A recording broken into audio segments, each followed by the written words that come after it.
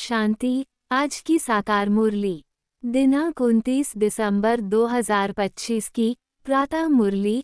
ओम शांति। बापदादा मधुबन। मीठे बच्चे, अब घर जाना है, इसलिए देह सहित देह के सब संबंधों को भूल मामेकम याद करो और पावन बनो। प्रश्न: आत्मा के संबंध में कौन सी एक महीन बात महीन बुद्धि वाले ही समझ सकते हैं? उत्तर: आत्मा पर सुई की तरह धीरे धीरे जंग कट चढ़ती गई है। वह याद में रहने से उतरती जाएगी। जब जंग उतरे अर्थात आत्मा तमोप्रधान से सतोप्रधान बने, तब बाप की खींच हो और वह बाप के साथ वापस जा सके। जितना जंग उतरती जाएगी उतना दूसरों को समझाने में खींचेंगे। यह बातें बड़ी महीन हैं, जो मोटी बुद्धि वाले समझ नहीं सकते। ओम शांति। भगवान उवाच: अब बुद्धि में कौन आया? वह जो गीता पाठशालाएं आदि हैं, उन्हों को तो भगवान उवाच कहने से श्री कृष्ण ही बुद्धि में आएगा। यहाँ तुम बच्चों को तो ऊंचते ऊंच बाप याद आएगा। इस समय ये है संगम युग, पुरुषोत्तम बनने का। बाप बच्चों को बैठ समझाते हैं कि देह सहित देह के सब संबंध तोड़ अपने को आत्मा समझो। ये बहुत जरूरी बात है जो इस संगम युग पर बाप समझाते हैं। आत्मा ही पतित बनी है, फिर आत्मा को पावन बन घर जाना है। पतित पावन को याद करते आए हैं, परंतु जानते कुछ नहीं। भारतवासी बिल्कुल ही घोर अंधियारे में हैं। भक्ति है रात, ज्ञान है दिन। रात में अंधियारा, दिन में रोशनी होती है। दिन है सतयुग, रात है कलियुग। अभी तुम कलियुग में हो, सतयुग में जाना है। पावन दुनिया में पतित का क्वेश्चन ही नहीं। जब पतित होते हैं तो पावन होने का क्वेश्चन उठता है। जब पावन है तो पतित दुनिया याद भी नहीं। अभी पतित दुनिया है तो पावन दुनिया याद पड़ती है। पतित दुनिया पिछाड़ी का भाग है, पावन दुनिया है पहला भाग। वहाँ कोई पतित हो न सके। जो पावन थे फिर पतित बने हैं। 84 जन्म भी उन्हों के समझाए जाते हैं। ये बड़ी गुह्य बातें समझने की हैं। आधा कल्प भक्ति की है, वह इतना जल्दी छूट न सके। मनुष्य बिल्कुल ही घोर अंधियारे में है। कोटों में कोई ही निकलते हैं, मुश्किल कोई की बुद्धि में बैठेगा। मुख्य बात तो बाप कहते हैं, देह के सब संबंध भूल मामेकम याद करो। आत्मा ही पतित बनी है, उनको पवित्र बनना है। ये समझानी भी बाप ही देते हैं, क्योंकि यह बाप प्रिंसिपल, सोनार, डॉक्टर, बैरिस्टर सब कुछ है। ये नाम वहाँ रहेंगे नहीं। वहाँ ये पढ़ाई भी नहीं रहेगी। यहाँ पढ़ते हैं नौकरी करने के लिए। आगे फीमेल इतना पढ़ती नहीं थी। ये सब बाद में सीखी हैं। पति मर जाए तो संभाल कौन करे, इसलिए फीमेल भी सब सीखती रहती हैं। सतयुग में तो ऐसी बातें होती नहीं जो चिंतन करना पड़े। यहाँ मनुष्य धन आदि इकट्ठा करते हैं ऐसे समय के लिए। वहाँ तो ऐसे ख्यालात ही नहीं जो चिंता करनी पड़े। बाप तुम बच्चों को कितना धनवान बना देते हैं। स्वर्ग में बहुत खजाना रहता है। हीरे जवाहरातों की खानियां सब भरपूर हो जाती हैं। यहाँ बंजर जमीन हो जाती है तो वह ताकत नहीं होती। वहाँ के फूलों और यहाँ के फूलों आदि में रात दिन का फर्क है। यहाँ तो सब चीज़ों से ताकत ही निकल गई है। भल कितना भी अमेरिका आदि से बीज ले आते हैं, परंतु ताकत निकलती जाती है। धरनी ही ऐसी है जिसमें जास्ती मेहनत करनी पड़ती है। वहाँ तो हर चीज़ सतोप्रधान होती है। प्रकृति भी सतोप्रधान तो सब कुछ सतोप्रधान होता है। यहाँ तो सब चीज़ें तमोप्रधान हैं। कोई चीज़ में ताकत नहीं रही है। ये फर्क भी तुम समझते हो। जब सतोप्रधान चीज़ें देखते हो, वह तो ध्यान में ही देखते हो। वहाँ के फूल आदि कितने अच्छे होते हैं। हो सकता है वहाँ का अनाज आदि सब तुमको देखने में आए। बुद्धि से समझ सकते हैं वहाँ की हर चीज़ में कितनी ताकत रहती है। नई दुनिया किसकी बुद्धि में आती ही नहीं। इस पुरानी दुनिया की तो बात मत पूछो। गपोड़ा भी बहुत लंबा चौड़ा लगाते हैं तो मनुष्य बिल्कुल अंधियारे में सो गए हैं। तुम बताते हो बाकी थोड़ा समय है तो तुम्हारे पर कोई हंसी भी करते हैं। रियलिटी में तो वह समझते हैं जो अपने को ब्राह्मण समझते हैं। यह नई भाषा, रूहानी पढ़ाई है ना। जब तक स्पिरिचुअल फादर न आए कोई समझ न सके। स्पिरिचुअल फादर को तुम बच्चे जानते हो, वो लोग जाकर योग आदि सिखाते हैं, परंतु उन्होंने सिखलाया किसने? ऐसे तो नहीं कहेंगे स्पिरिचुअल फादर ने सिखाया। बाप तो सिखलाते ही रूहानी बच्चों को हैं। तुम संगमयुगी ब्राह्मण ही समझते हो। ब्राह्मण बनेंगे भी वह जो आदि सनातन देवी देवता धर्म के होंगे। ब्राह्मण तुम कितने थोड़े हो। दुनिया में तो किस्म किस्म की अथाह जातियां हैं। एक किताब जरूर होगा जिससे पता लगेगा कि दुनिया में कितने धर्म, कितनी भाषाएं हैं। तुम जानते हो ये सब नहीं रहेंगे। सतयुग में तो एक धर्म, एक भाषा ही थी। सृष्टि चक्र को तुमने जाना है, तो भाषाओं को भी जान सकते हो कि ये सब रहेंगे नहीं। इतने सब शांतिधाम चले जाएंगे।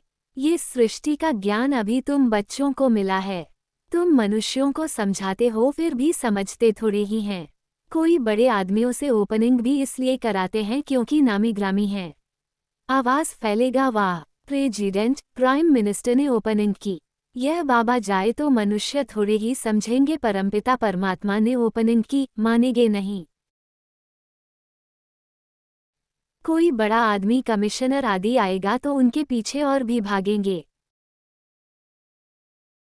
इनके पीछे तो कोई नहीं भागेगा। अभी तुम ब्राह्मण बच्चे तो बहुत थोड़े हो। जब मेजॉरिटी होंगे तब समझेंगे। अभी अगर समझ जाए तो बाप के पास भागें। एक ने बच्ची को कहा था कि जिसने तुमको ये सिखाया हम डायरेक्ट क्यों न उनके पास जाएं। परंतु सुई पर कट लगी हुई है तो चुंबक की कशिश कैसे हो? कट जब पूरी निकले तब चुंबक को पकड़ सके। सुई का एक कोना भी कट चढ़ी हुई होगी तो उतना खींचेंगी नहीं। सारी कट उतर जाए वह तो पिछाड़ी में जब ऐसे बनेंगे फिर तो बाप के साथ वापस जाएंगे। अभी तो फुरना फिक्र है कि हम तमोप्रधान हैं, कट चढ़ी हुई है। जितना याद करेंगे उतना कट साफ होती जाएगी। आहिस्ते आहिस्ते कट निकलती जाएगी। कट चढ़ी भी आहिस्ते आहिस्ते है ना, फिर उतरेगी भी ऐसे। जैसे कट चढ़ी है वैसे साफ होनी है तो उसके लिए बाप को याद भी करना है। याद से कोई की जास्ती कट उतरी है, कोई की कम। जितना जास्ती कट उतरी हुई होगी उतना वह दूसरे को समझाने में खींचेंगे। ये बड़ी महीन बातें हैं। मोटी बुद्धि वाले समझ न सकें। तुम जानते हो राजाई स्थापन हो रही है। समझाने के लिए भी दिन प्रतिदिन युक्तियां निकलती रहती हैं। आगे थोड़े ही पता था कि प्रदर्शनियां, म्यूजियम आदि बनाएंगे। आगे चल हो सकता है और कुछ निकले। अभी टाइम तो पड़ा है, स्थापना होनी है। हॉटफेल भी नहीं होना है। कर्मेंद्रियों को वश नहीं कर सकते हैं तो गिर पड़ते हैं। विकार में गए तो फिर सुई पर बहुत कट लग जाएगी। विकार से जास्ती कट चढ़ती जाती है। सतयुग त्रेता में बिल्कुल थोड़ी, फिर आधाकल्प में जल्दी जल्दी कट चढ़ती है। नीचे गिर पड़ते हैं, इसलिए निर्विकारी और विकारी गाया जाता है। वाइसलेस देवताओं की निशानी है ना। बाप कहते हैं देवी देवता धर्म प्रायः लोप हो गया है। निशानियां तो है ना। सबसे अच्छी निशानी यह चित्र है। तुम ये लक्ष्मी नारायण का चित्र उठाए परिक्रमा दे सकते हो क्योंकि तुम ये बनते हो ना। रावण राज्य का विनाश, राम राज्य की स्थापना होती है। ये राम राज्य, ये रावण राज्य, ये है संगम। ढेर की धर पॉइंट्स हैं। डॉक्टर लोगों की बुद्धि में कितनी दवाइयां याद रहती हैं। बैरिस्टर की बुद्धि में भी अनेक प्रकार की पॉइंट्स हैं। ढेर टॉपिक्स का तो बहुत अच्छा किताब बन सकता है। फिर जब भाषण पर जाओ तो पॉइंट्स नज़र से निकालो। शुरूट बुद्धि वाले झट देख लेंगे। पहले तो लिखना चाहिए हम ऐसे ऐसे समझाएंगे। भाषण करने के बाद भी याद आता है ना। ऐसे समझाते थे तो अच्छा था। ये पॉइंट्स औरों को समझाने से बुद्धि में बैठेगी। टॉपिक्स की लिस्ट बनी हुई हो, फिर एक टॉपिक उठाए, अंदर में भाषण करना चाहिए या लिखना चाहिए। फिर देखना चाहिए सब पॉइंट्स लिखी हैं। जितना माथा मारेंगे उतना अच्छा है। बाप तो समझते हैं ना यह अच्छा सर्जन है, इनकी बुद्धि में बहुत पॉइंट्स हैं। भरपूर हो जाएंगे तो सर्विस बिगा मज़ा नहीं आएगा। तुम प्रदर्शनी करते हो, कहाँ से 2-4, कहाँ से 6-8 निकलते हैं, कहाँ तो एक भी नहीं निकलता है। हजारों ने देखा, निकले कितने थोड़े, इसलिए अभी बड़े बड़े चित्र भी बनाते रहते हैं। तुम होशियार होते जाते हो। बड़े बड़े आदमियों का क्या हाल है वह भी तुम देखते हो। बाबा ने समझाया है, जांच करनी है किसको यह नॉलेज देनी चाहिए। रग देखनी चाहिए जो मेरे भक्त हों। गीता वालों को मुख्य बात एक ही समझाओ, भगवान ऊंचते ऊंच को ही कहा जाता है। वह है निराकार। कोई भी देहधारी मनुष्यों को भगवान नहीं कह सकते। तुम बच्चों को अभी सारी समझ आई है।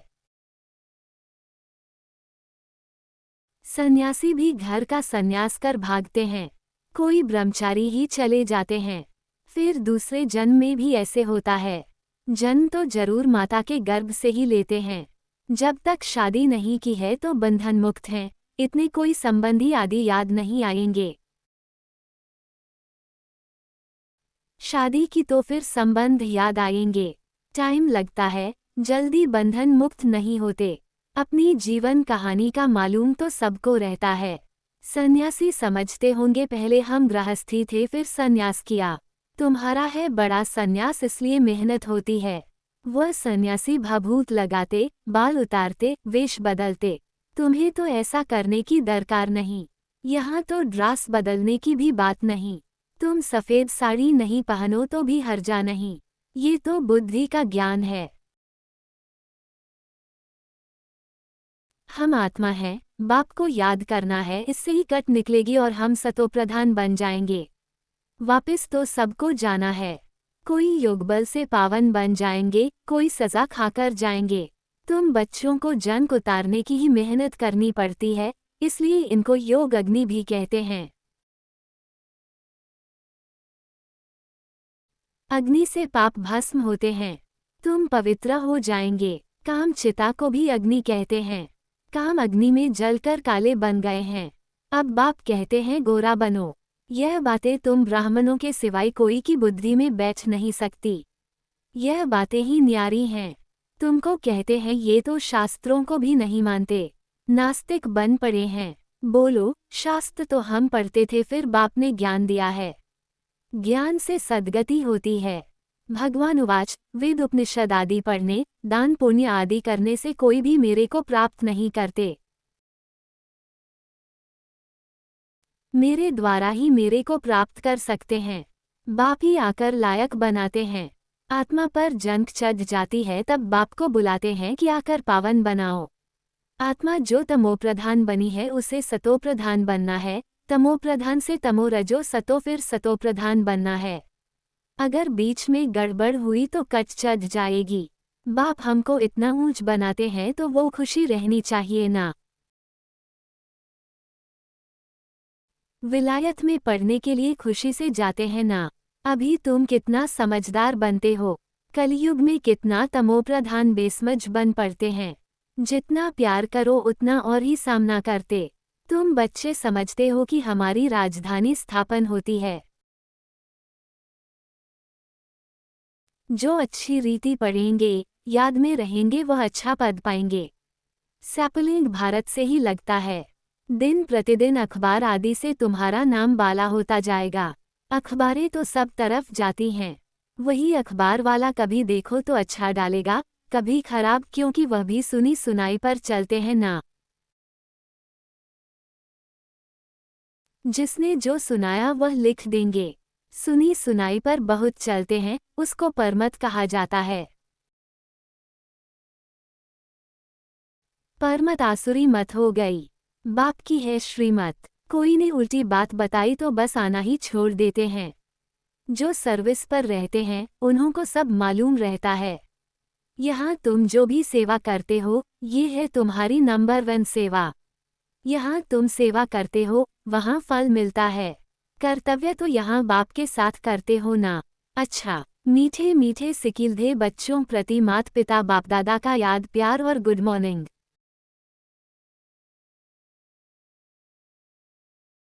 रूहानी बाप की रूहानी बच्चों को नमस्ते। धारणा के लिए मुख्य सार। एक आत्मा रूपी सुई पर जंग चढ़ी है, उसे योगबल से उतार सतोप्रधान बनने की मेहनत करनी है। कभी भी सुनी सुनाई बातों पर चलकर पढ़ाई नहीं छोड़नी है।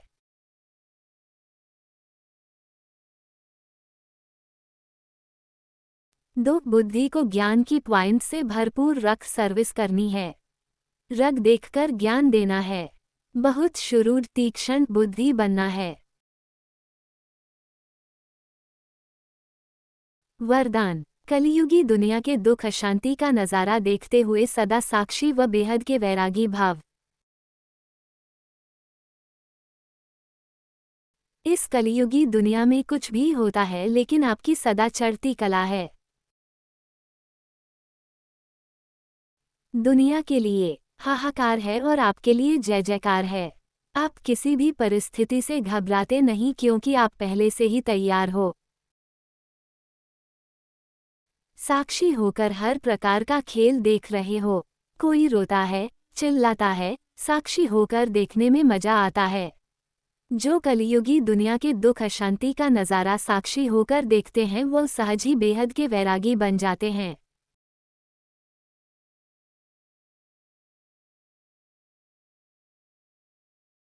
स्लोगन। कैसी भी धरनी तैयार करनी है तो वाणी के साथ वृत्ति से सेवा करो। अव्यक्त इशारे अब संपन्न व कर्मातीत बनने की धुन लगाओ। जैसे कोई मशीनरी को सेट किया जाता है तो एक बार सेट करने से फिर ऑटोमेटिकली चलती रहती है। इस रीति से अपनी संपूर्ण स्टेज व बाप के समान स्टेज व कर्मातीत स्थिति की स्टेज के सेट को ऐसा सेट कर दो जो फिर संकल्प, शब्द व कर्म उसी सेटिंग के प्रमाण ऑटोमेटिक चलते रहें। अच्छा, ओम शांति।